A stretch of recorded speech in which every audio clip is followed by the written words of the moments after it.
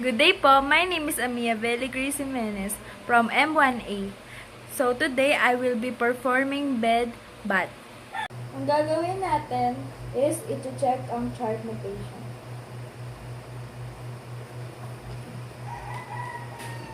Pangalawa naman po is proper hygiene. Disinfect ko yung kamay ko and mag-wear ako ng gloves.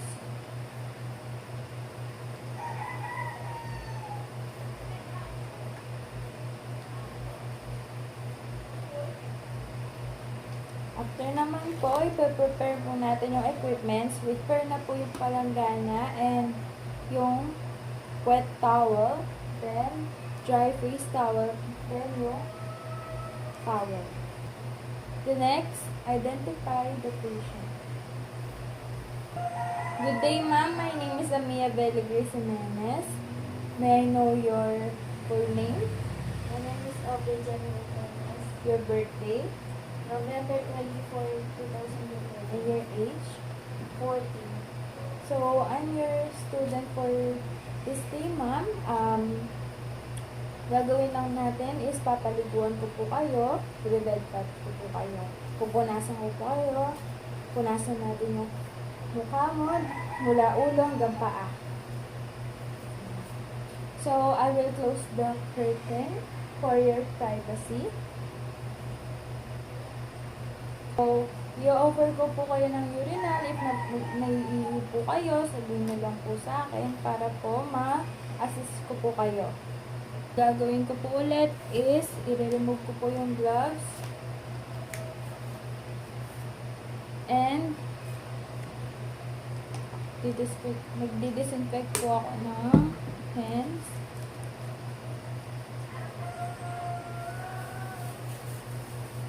And after naman po nun, mag-gloves po ako ulit.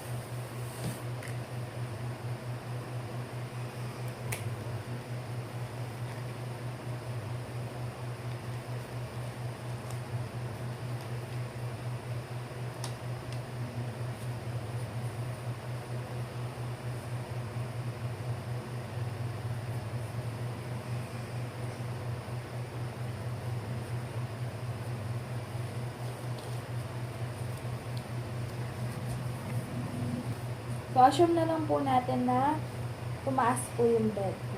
So, after natin ma-adjust yung bed, ibababa natin yung railings. So, after naman po, tatanggalin po natin yung, i-assume na lang po natin na natanggal na po yung clothes niya sa upper area. Ayos po yung blanket niya.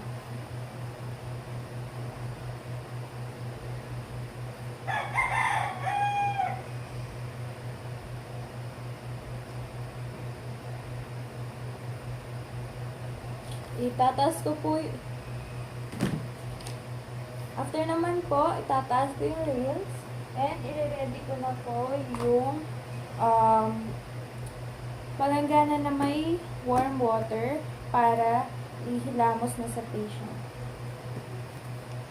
So, after nun, since naka-gloves na po tayo and hindi po masyado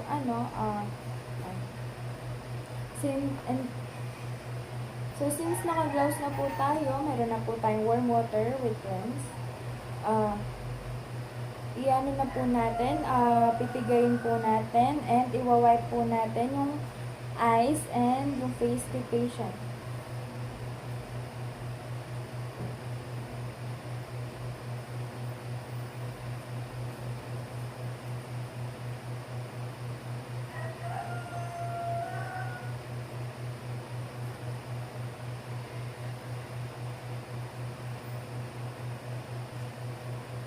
So, since mababa po yung bed natin, i-assume na lang po natin na nakataas and nakaupo ako para ma-wipe po yung eyes ni patient.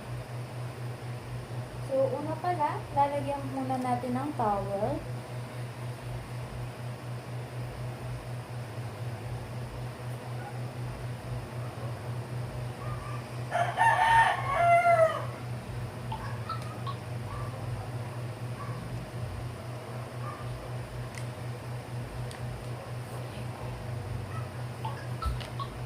i-wipe na po natin yung eyes niya.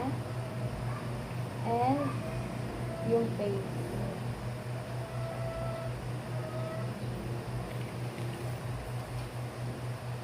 After naman po, pupunasan natin yung face niya ng dahan-dahan. Okay. After naman po, yung hands naman po niya.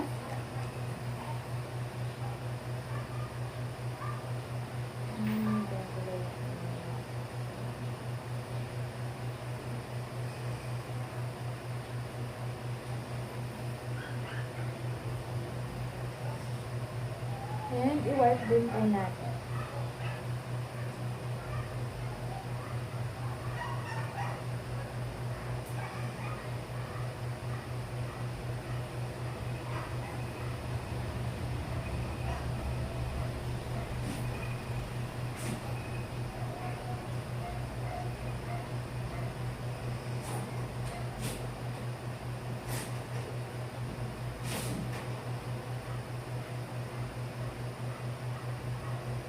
Punasan po natin ng dry towel.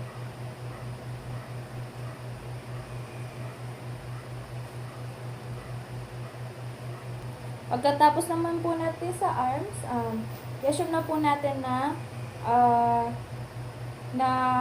punasan na rin po yung sa kabila. And after naman po, yung chest niya naman po, then yung umbilical na po, and yun.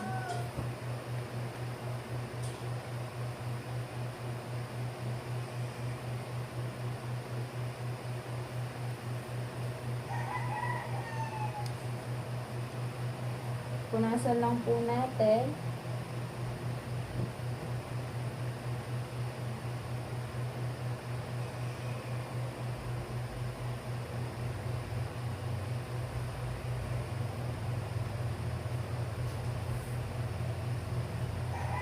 After naman po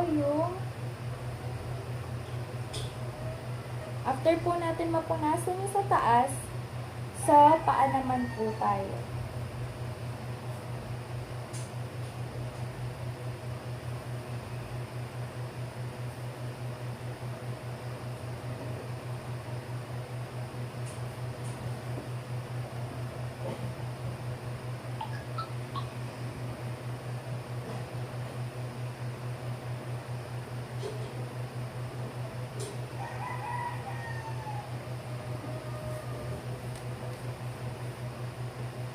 Yung punasan po natin siya ng dry towel.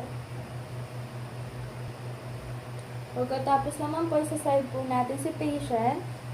So, itataas po natin yung rails. Dapat nakataas po yan. And, itatagil din po natin si patient. Bumabalik kayo yung video. Mahaba na.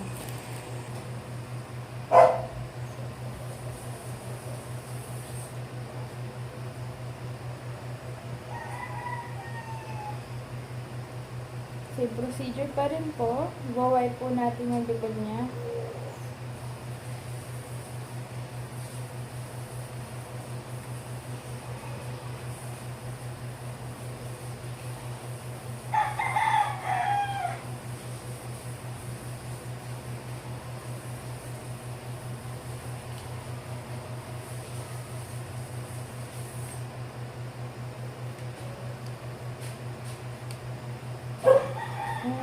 Pupunasan po natin. So, after naman po, ipoposition ko po siya ulit.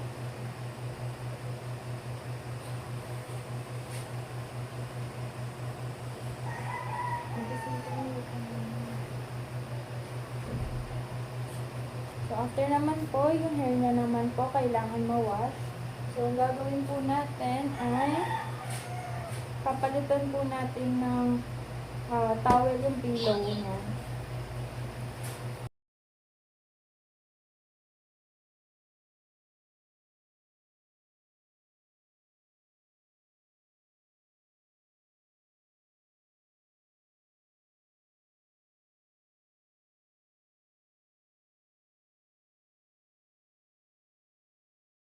After natin i-wash,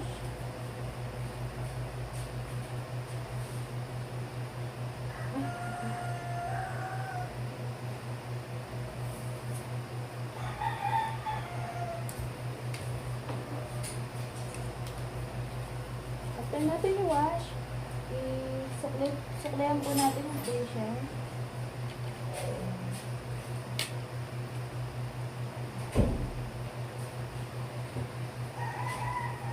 Tapos,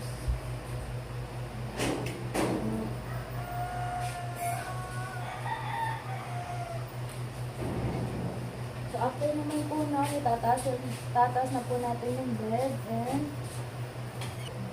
so natapos na po natin i-bed bath yung patient. So kukumutan na po natin siya and lalagyan na po natin sa comfortable position and itataas na po natin yung bed. Tapos na.